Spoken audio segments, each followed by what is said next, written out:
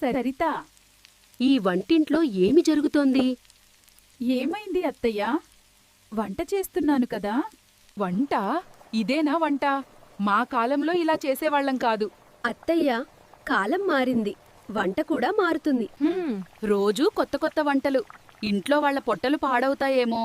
అత్తయ్య, వింట అనుమానముంటే మీరు రుచి చూసి చెప్పండి. చెడ్డగా లేదు, కానీ మా పప్పు రుచికి దగ్గర కాదు.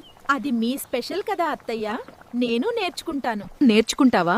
నిజంగానే లేక మాటలకేనా? మీరు నేర్పితే నేర్చుకుంటాను, కానీ మీరు కూడా నా స్టైల్ ట్రై చెయ్యాలి. నేను ఆ పాస్తా నూడిల్స్ వంటలు చెయ్యాలా? ఎందుకు కాదు అత్తయ్య, మీరు చేస్తే ఇంకా టేస్ట్గా ఉంటుంది. నువ్వు మాటలు బాగా తిప్పుతావు. మీ కోడలిని కదా? సరే, రేపు నేను పాత స్టైల్ వంట చేస్తాను. ఓకే అత్తయ్య, ఈరోజు నా స్టైల్, రేపు మీ స్టైల్. కానీ ఒక విషయం గుర్తుపెట్టుకో, సంప్రదాయం మర్చిపోకూడదు. అలాగే అత్తయ్య, కొత్తది నేర్చుకుంటూ పాతది కాపాడుతాను. సరే సరే. నువ్వంత చెడ్డ కోడలు కాదు అనిపిస్తోంది. మీరు కూడా అంత గయ్యాళి అత్త కాదనిపిస్తోంది.